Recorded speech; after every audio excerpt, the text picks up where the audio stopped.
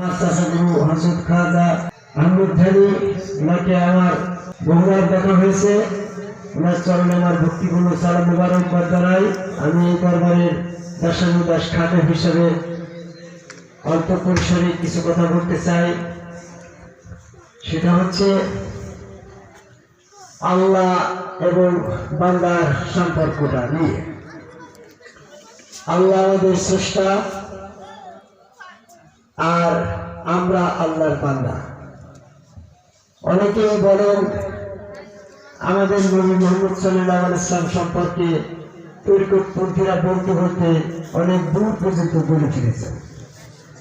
সূরা বাকারার 23 নম্বর আয়াতেও সেখানে বলা হয়েছে যে মুহাম্মদ সাল্লাল্লাহু আলাইহি ওয়াসাল্লাম আল্লাহর বান্দা। তাহলে উনার মতন মানব শ্রেষ্ঠ, নবী শ্রেষ্ঠ সেই নবী মুহাম্মদ সাল্লাল্লাহু আলাইহি ওয়াসাল্লাম যদি নিজেকে আল্লাহর বান্দা বলে পরিচয় দেয়, তাহলে আমরা যতই উলিয়ে কামেল বুজুর্গানে দিন কামিলিয়াত অর্জন করলেন কেন, আমরাও সেই আল্লাহর বান্দাই। তাহলে আল্লাহর সাথে বান্দার সম্পর্কের বিষয়ে আমি কিছু কথা বলতে চাই। সেটা হচ্ছে আমরা যদি অন্য কারো বান্দা হই, তাহলে অন্যের কথা আমার মেনে চলার দরকার হতে পারে। আমি যদি একমাত্র আল্লাহর বান্দা হই, তাহলে তার আমার অন্যের কারোর কথার দরকার নেই। এতটুকু যদি আপনি না বোঝেন, তাহলে আপনাকে তো বোঝানো যাইতো না। অনেকেই বলে তাইলেও ছাতি, তালের পাতা দিয়ে যে ছাতি তৈরি করা হয় ওইটার নাম তাইলেও ছাতি। ওই ছাতি বোঝে না। আপনি বাজার থেকে একটা ছাতি কিনে নিয়ে আসবেন, বৃষ্টির সময় মেলাই দেবেন, পরে বুঝাই দেবেন, ও ছাতি বুঝা ছাতি। আর আমার বর্তমান সমাজের শিক্ষিত জনসমাজ এদের যত ভাবি বুঝাই না কেন, এরা বোঝে এরা তাইলেও ছাতি। তো আপনি নিশ্চয়ই তাইলেও ছাতি না। আমার কথাটা বুঝার চেষ্টা করেন। আমরা আল্লাহর বান্দা, আমরা আল্লাহর কথা মতো চলবো নাকি অন্যের কথাই চলা ঠিক? আল্লাহর কথাই তো চলব। আল্লাহ রাব্বুল আলামিন আমাদের স্রষ্টা, হযরত মুহাম্মদ সাল্লাল্লাহু আলাইহি ওয়াসাল্লাম আমাদের নবী। আল্লাহ প্রদত্ত নবীর মাধ্যমে প্রাপ্ত কিতাব এই কোরআন। এর বাইরে কিছু কথা আছে নাকি? সে কাছে 85 নম্বর আয়াতে বলছে, হে মুহাম্মদ তোমাকে বিধান স্বরূপে কোরআন দিলাম। তাহলে তো আমাদের আল্লাহর কথা মতো চলতে গেলে কোরআনের কথা মতো চলতে হয়। আমি কি বলে, আপনি কি নবীর অনুসরণ করবেন না? নবীর অনুসরণ করতে গেলে তো হাদিস মানা লাগে। আমি তার কথাই বলতে চাই, আমরা তো নবীর অনুসরণ করবো, কারণ নবীর অনুসরণ করে এটা আল্লাহর হুকুম, এটা আমাদের জন্য ফরজ। তো নবীকে অনুসরণ করতে গেলে আমাকে নবী সাল্লাল্লাহু আলাইহি ওয়াসাল্লাম যেটা অনুসরণ করেছে আমাকে সেটা অনুসরণ করা হবে, ঠিক না? সমস্যা।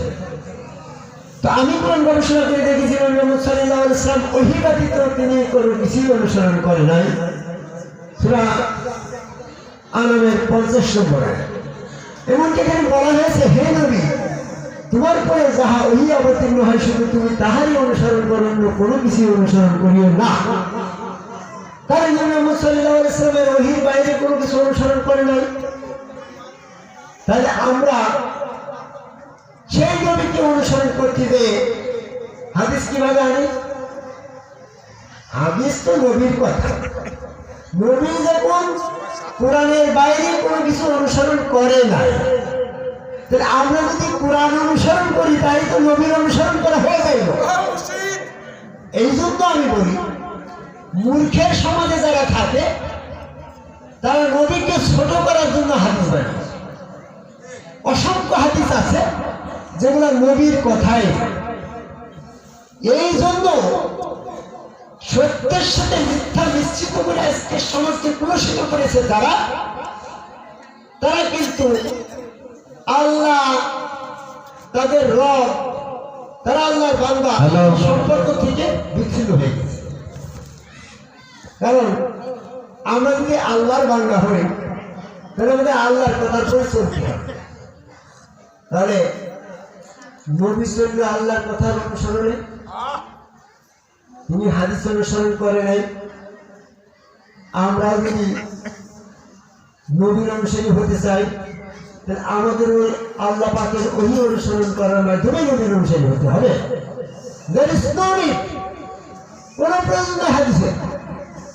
আপনি হাদিসটা যদি নিতে চান, তাহলে হাদিসটা যে 100% সঠিক, তার কি কোনো ডকুমেন্ট শনাক্ত সততা সত্যায়ন আপনার কাছে আছে?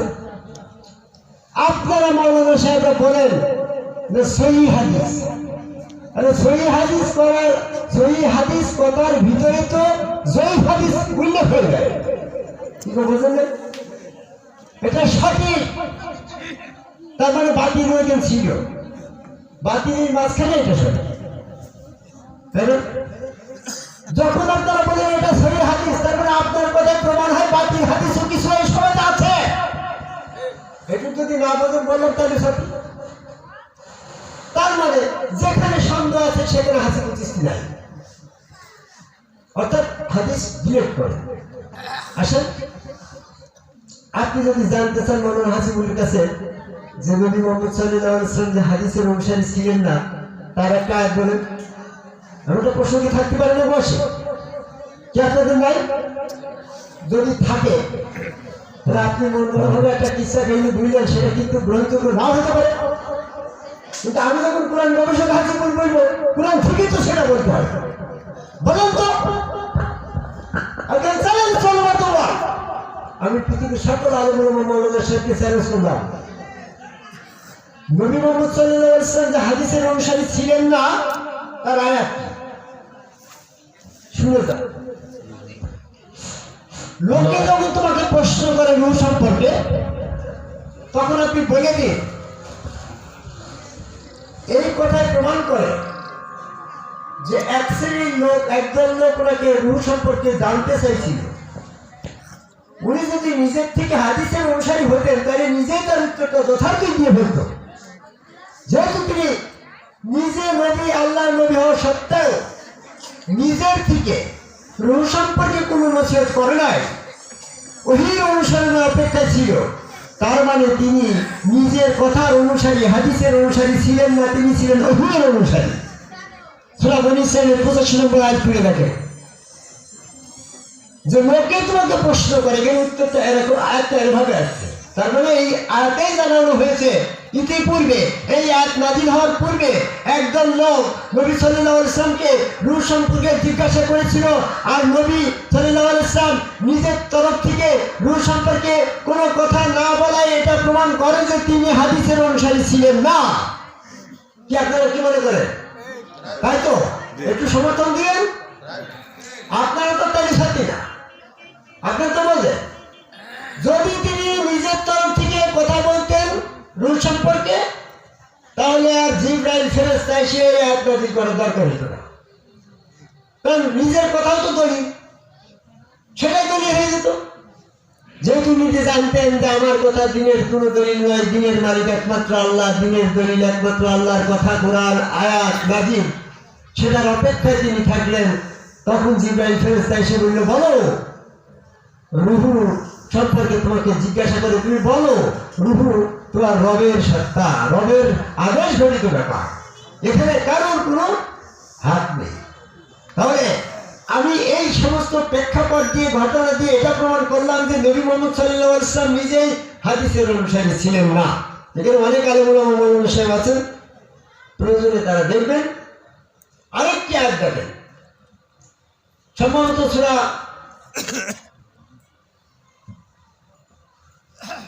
আহকাফ না আহজাব, আহকাফ সম্ভবত 110 নম্বর আয়াত, যে উনার সম্পর্কে যখন জানতে চাওয়া হলো, তখন নিজের তরফ থেকে তিনি বলে দেন যে আমি এটা আর সেটা।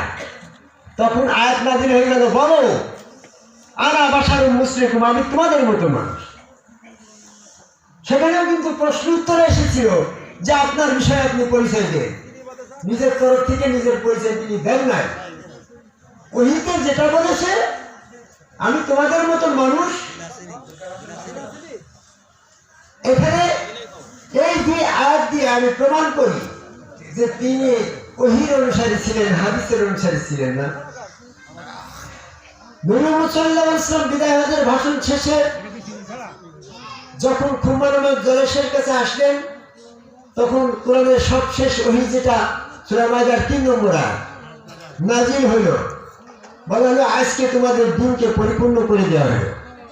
তাহলে শেষ ওহীতে যদি দিন সম্পর্কে পরিপূর্ণ করে দেয়, তাহলে পরবর্তীতে দিন সম্পর্কে তো আর কোনো কথা কি থাকিব না। তাহলে হাদিস কোথা থেকে আসে? টোটাল কোরআন নাজিল হয়েছে ওনার জীবদ্দশায়। দিনের সমস্ত তথ্য সমাপ্তি করে তিনি চলে গেলেন। সেই কোরআনে আমাদের দিনের পরিপূর্ণ দলিল চলে যাচ্ছে 20 নম্বর আয়াত।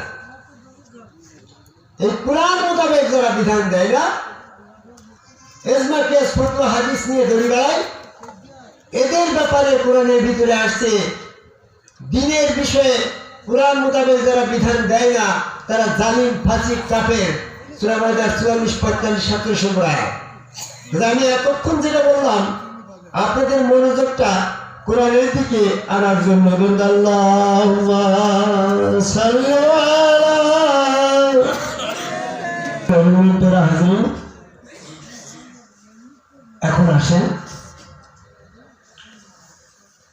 এই মানব জাতির সৃষ্টির থেকে আজ পর্যন্ত আমাদের অবস্থান বর্তমানে কোথায়? সর্বপ্রথম এই পৃথিবীতে দুইটা দল, একটা হচ্ছে আল্লাহর দল আর একটা শয়তানের দল। এর বাইরে কোনো দল আছে নাকি ভাই? তাহলে আল্লাহর দল পৃথিবীতে আগে আসলো না শয়তানের দল পৃথিবীতে আগে আসলো? আমি যদি প্রশ্ন করি, আপনার বয়স 70 বছর, আপনি বলেন তো কোন দলটা আগে আসলো? বলছে আলেমরা ভালো জানে, আমি তো জানি না। আপনি যদি কালকে মারা যান, তাহলে আল্লাহর কাছে বলবেন আমি কিছু জানি না, আলেমরা ভালো জানে, হবে? তাহলে আপনাকে জানতে হবে। প্রত্যেকের মৃত্যু হবে, মৃত্যুর পূর্বে আপনার আমল আপনি ঠিক করে যাবেন। তো আপনাদের কাছে মাইকের আওয়াজ যতদূর যায়, আপনারাই বলেন এই পৃথিবীতে আল্লাহর দলের আগমন আগে না শয়তানের দলের আগমন আগে? এ ব্যাপারে কোরআন কি বলছে? আমি আজকে একটা অজানা অধ্যায় আলোচনা করতে চাচ্ছি। আমি হাসিবুল চিশতি পবিত্র কোরআন থেকে অনেকগুলো বিষয়ভিত্তিক আলোচনা নামে গ্রন্থ দিয়েছি। www.mdhasibullah.com ওয়েবসাইটে আমার বই পাবেন।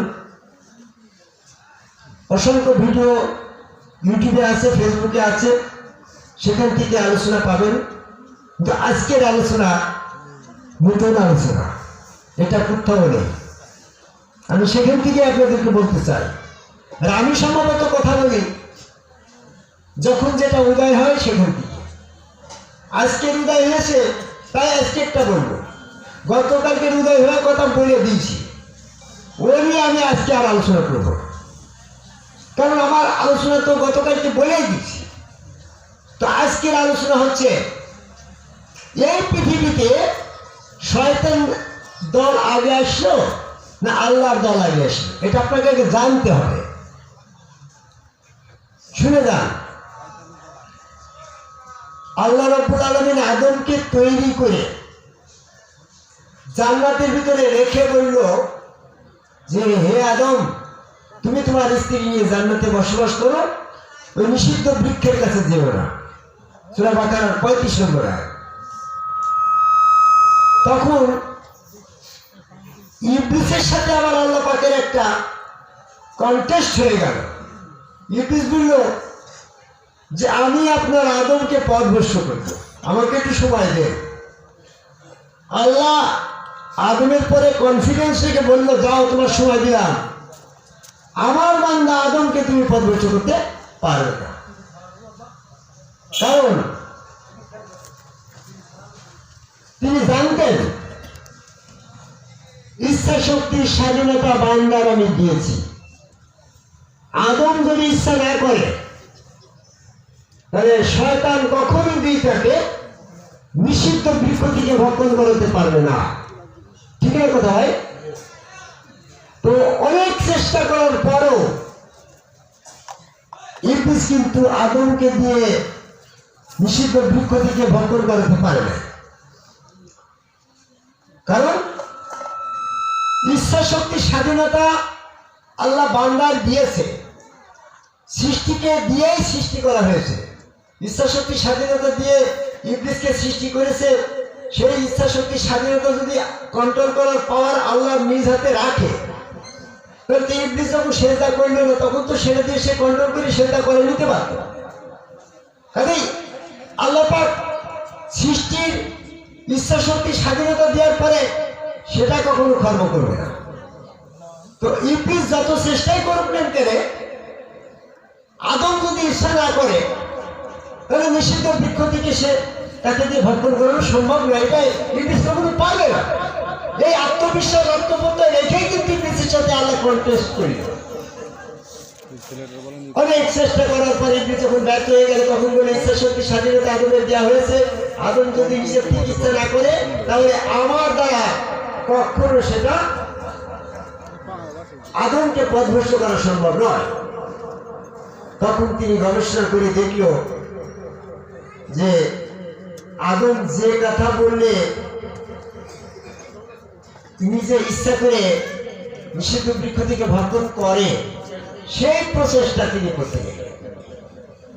আদমের কাছে যাই বলছে সূরা বাকারার 30 নম্বর আয়াত, যে তোমাকে তো জমিনে পাঠানোর উদ্দেশ্যে তৈরি করেছে, জমিনে পাঠাবে বিধায় এই নিষিদ্ধ বৃক্ষ থেকে ভক্ষণ করতে তোমার নিষেধ করেছে। কারণ এই নিষিদ্ধ বৃক্ষ থেকে ভক্ষণ করলে তারা তো আর জমিনে যেতে পারবে না, তারা ফেরেশতা হয়ে যাবে। আর তোমাকে ফেরেশতার ভিতরে রাখবে না, তোমাকে জমিনে পাঠাবে। তাই আগের থেকে সতর্ক করে দিয়েছে যেন তুমি ওই বৃক্ষ থেকে ভক্ষণ না করো। তখন পরস্পর শুনে বেঁধে বলে, হ্যাঁ হ্যাঁ তোমাকে তো দুনিয়াতেই পাঠাবে, তোমার তো বেহেশতের ভিতরে রাখবে না। তোমার সেই ইবলিসের পরামর্শে তুমি বেহেশতের ভিতরে থাকতে কি করতে হবে? তুমি বেহেশতের ভিতরে যদি তুমি ফেরেশতার দলভুক্ত হতে চাও তাহলে নিষিদ্ধ বৃক্ষ থেকে ভক্ষণ করো। তখন আদম নিজেকে ফেরেশতার দলভুক্ত করে বেহেশতের ভিতরে থাকার আশা পোষণ করিল, ইচ্ছা পোষণ করিল। তাই সে নিষিদ্ধ বৃক্ষ থেকে ভক্ষণ করলো, আল্লাহর হুকুম অমান্য করে সে পথভ্রষ্ট হয়ে গেল। আর সাথে সাথে এই যে নিষিদ্ধ বৃক্ষ থেকে ভক্ষণ করলে, মানে এই বৃক্ষ থেকে ভক্ষণ করলে ফেরেশতার দলভুক্ত হয়ে যাওয়া, এই প্রবঞ্চনারা ইবলিস আদমকে দিয়েছিল সূরা আরাফের 20 নম্বর আয়াত। এই আয়াত অনুসারে আদম নিজে ইচ্ছা করলো ফেরেশতার দলভুক্ত হবে, তাই সে নিষেধ অমান্য করে ওই বৃক্ষ থেকে ভক্ষণ করার পরে সে প্রবঞ্চিত হইল, তার বসন খুলে গেল, সে বুঝতে পারল যে আমি পথভ্রষ্ট হয়ে গেছি। সাথে সাথে তওবা করল, আল্লাহ তাকে ক্ষমা করল, তাকে পুনরায় মনোনীত করল, কিন্তু তাকে ইবলিস থেকে পবিত্র করল না। ইবলিস সংশ্লিষ্ট হয়ে গেছে। যখন নিষিদ্ধ বৃক্ষ থেকে ভক্ষণ করে ইবলিস আদম, তখন তিনি ইবলিসের দলভুক্ত হয়ে গেল। উলাইকা হিজবুশ শাইতান, সে তখন শয়তানের দলভুক্ত হয়ে গেল। সূরা মুজাদালার 19 নম্বর আয়াত। এই শয়তান সংশ্লিষ্ট আদম এবং শয়তানকে একত্রিত ভাবে দুনিয়াতে পাঠানো হয়েছে। আচ্ছা আমি শেষ করি। তাহলে কি হলো? ইবলিস আদমকে পথভ্রষ্ট করে তার নিজের দলভুক্ত করে নিল।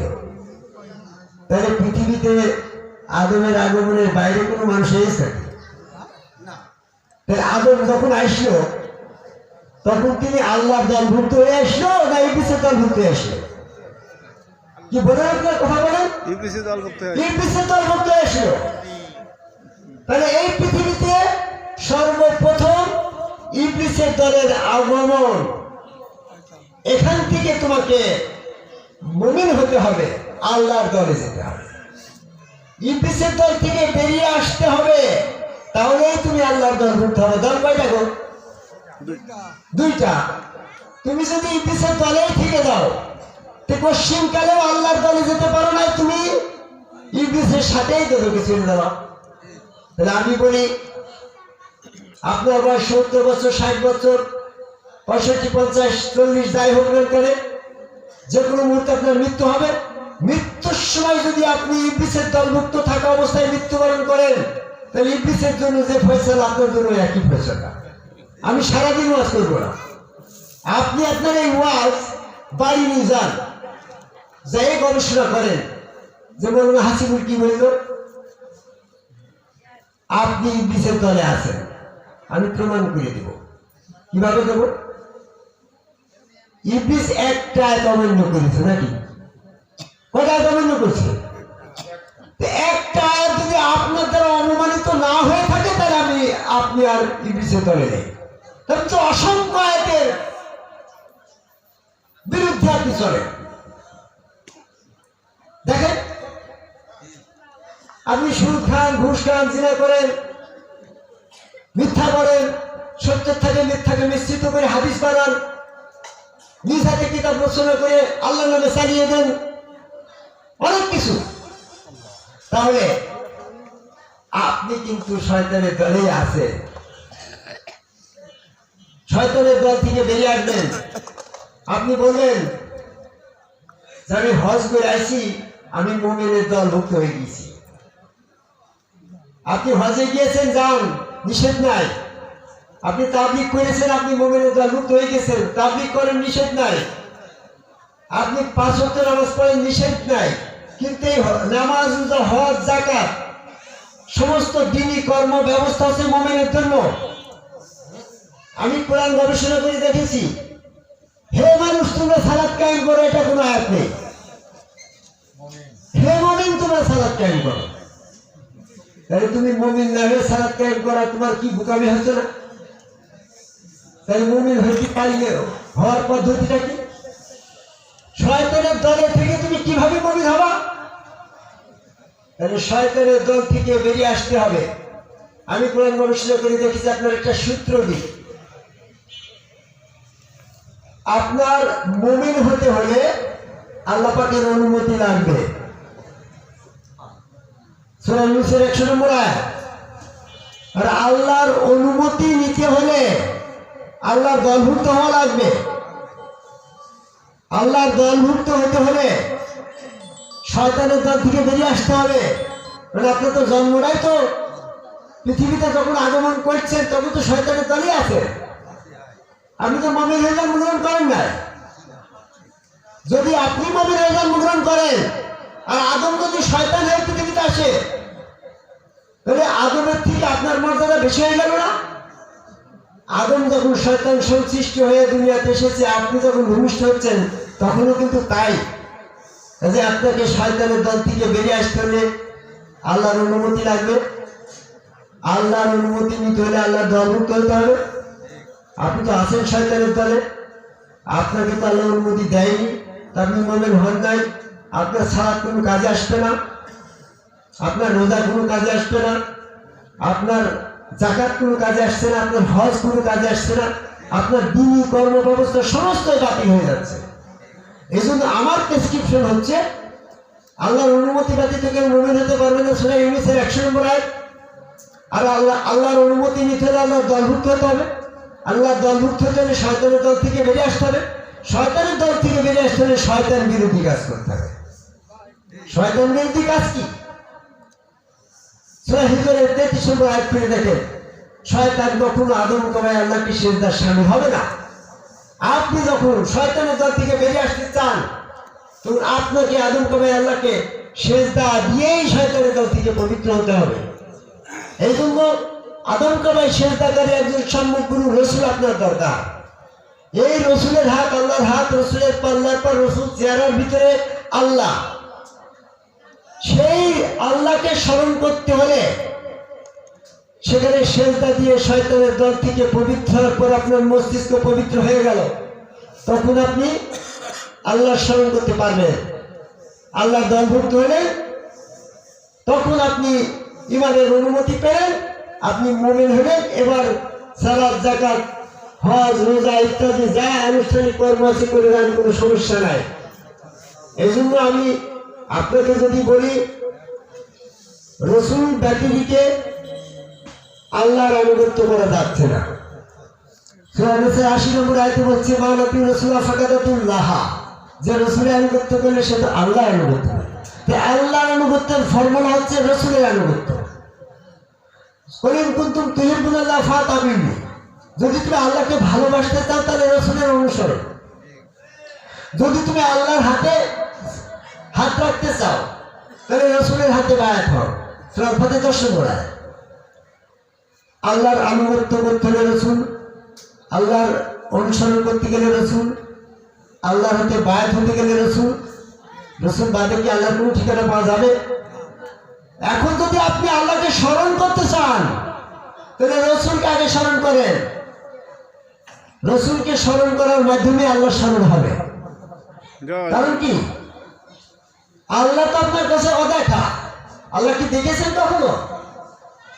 আল্লাহকে কেউ ওইভাবে দেখতে পারে নাই। যদি রসুল বাদে আল্লাহকে দেখা যেত তাহলে আল্লাহ লান তারা নিবন্ধিত না। রসুলের ছদ্মবেশে সুরত চেহারা বাদে আল্লাহ কারোর সাথে দর্শন দেয় না। সূরা শুরার ১১ নম্বর আয়াত পড়ে দেখেন, আল্লাহ ৩ পদ্ধতি ব্যতীত কারোর সাথে কথা বলে না। একটা হচ্ছে ওহীর মাধ্যম, আর একটা হচ্ছে ছদ্মবেশ, আর একটা হচ্ছে জিবরাইল বা রসুল পাঠিয়ে। তো রসুল ছদ্মবেশে আপনার আল্লাহ দর্শন হবে। তাহলে আল্লাহর ঠিকানা হচ্ছে রসুল। রসুলকে আপনি চেনেন, রসুলকে দেখেন, রসুলকে স্মরণ করলে আল্লাহর স্মরণ হবে। রসুলের আনুগত্য করলে যদি আল্লাহর হয়, রসুলকে সেজদা করলে যদি ওই সেজদা আল্লাহর হয়, রসুল স্মরণের মাধ্যমে আল্লাহ স্মরণ করে, তাহলে কিন্তু আপনার আল্লাহর দলভুক্ত হবেন। আর যারা আল্লাহ রসুল স্মরণের মাধ্যমে আল্লাহর স্মরণে গাফেল থাকে, তাদের সাথে শয়তান যুক্ত হয়। সূরা যুকরুমের ৩৬ নম্বর আয়াত। তাহলে আল্লাহ যার অদেখা, আল্লাহ অদেখা বস্তু যেহেতু স্মরণযোগ্য নয়, আপনি যদি আল্লাহকে না দেখেন আপনার শিরক হয়ে যাচ্ছে। কিভাবে জানেন? আমি যেমন ভারতের কাশ্মীর থেকে আসছি, আজমির শরীফ থেকে এসেছি, আমি এখান থেকে স্মরণ করতে পারছি। আপনি জম্মু কাশ্মীর সম্পর্কে কথা বললে আপনি ধারণা, কল্পনা, অনুমান। তা আল্লাহ আপনি দেখেন নাই, আল্লাহ সম্পর্কে আপনার ধারণা, কল্পনা, অনুমান হচ্ছে। এই ধারণা, কল্পনা, অনুমান গ্রহণযোগ্য নয়। সূরা নিসা ৩৬ নম্বর আয়াত। কেন গ্রহণযোগ্য নয়? আপনি যখন অনুমান করলেন আল্লাহ অনুসারে বসা আছে, এমন এমন মাথা, এমন এমন হাত, এমন এমন পা, ওগুলা মেসেজ হয়ে যাচ্ছে। আপনি আল্লাহকে যেমনটা অনুমান কল্পনা করলেন, প্রকৃত আল্লাহ তো আপনার আনুমানিক আল্লাহর কল্পনার মতন আল্লাহ না, আল্লাহ তো আল্লাহর মতো। এই জন্য আপনার ধারণা, কল্পনা আল্লাহ সম্পর্কে অনুমান মেসেজ হয়ে যাচ্ছে। সূরা ৭৪ নম্বর আয়াতে বলা হয়েছে আল্লাহর কোনো মেসেজ চলে না। কাজে যারা রসুল সাথে আল্লাহ দর্শন থেকে গাফেল আছে, তাদের সাথে শয়তান আছে। তারা জন্মসূত্রে শয়তানের দলে, এখনো শয়তানের দলে। আর আদম কবে আল্লাহকে সেজদার মাধ্যমে শয়তান মুক্ত হওয়ার পরে রসুলের হাত আল্লাহর হাত, রসুলের চেহারা আল্লাহর চেহারা, রসুল স্মরণের মাধ্যমে আল্লাহ স্মরণ করলে আপনি আল্লাহর দলভুক্ত হলেন। তাই আল্লাহর দলভুক্ত হওয়ার জন্য আদম কবে সেজদা করে একজন সম্মুখ রসুলের কাছে বায়াত গ্রহণ করে, ওই হাত আল্লাহর, পা আল্লাহর, চেহারা আল্লাহর, অলমাটি ফিটেছ আল্লাহ, ওর ভিতরে আল্লাহ স্বয়ং সক্রিয়। সূরা ফাতিহা ১০ নম্বর আয়াত, সূরা আনফালের ১৭ নম্বর আয়াত। এই সমস্ত আয়াতের প্রেক্ষাপটে রসুলের মাধ্যমে আল্লাহ দর্শন করে আল্লাহর দলভুক্ত হওয়ার আহ্বান করে আমার কথা শেষ করে যাবে।